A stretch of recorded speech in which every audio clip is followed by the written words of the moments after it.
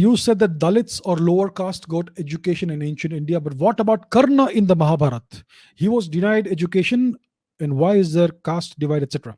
Aditya says, if the ancient Indian education system allows students of every caste, etc., and gender to study, then why did Guru Drona not teach Karna?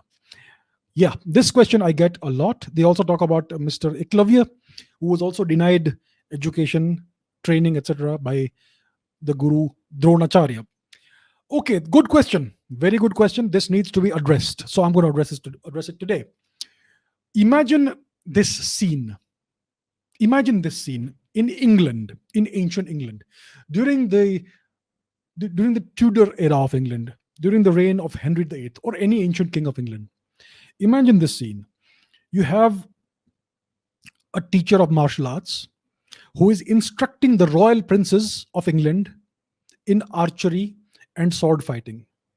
So, this is a teacher of martial arts who is employed by the King of England to teach the princes the martial arts, archery, and sword fighting. So, he is doing this, he is instructing these princes, and some bloody commoner, a son of a farmer or a son of a peasant, turns up and says, "You need to teach me too. I demand that you teach me archery and sword fighting and horse riding." How would he be treated? How would this son of a farmer be treated if he turned up, went to the teacher of the princes and said, "Teach me sword fighting and archery"? What would happen to him? He would be thrown out immediately, and he would be given 100 lashes of the whip if he was lucky.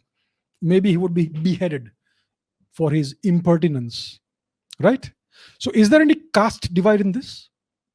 Do you see anything wrong with what happens here?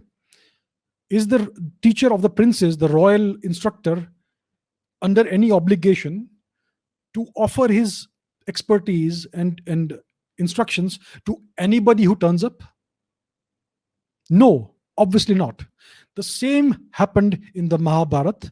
Guru Dronacharya, he was the teacher of the royal princes.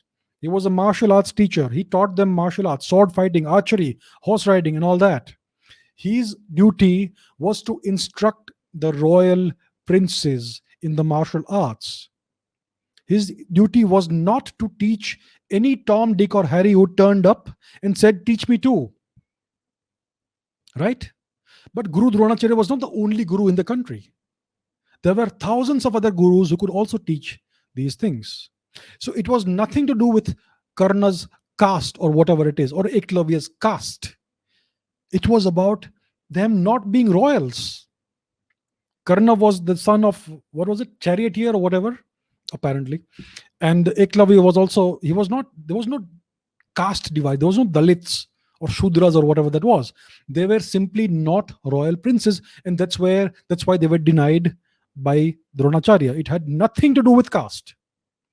You cannot go to the teacher of the princes of the royalty and say, "Teach me too."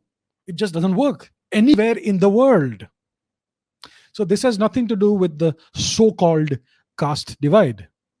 I hope that makes it clear.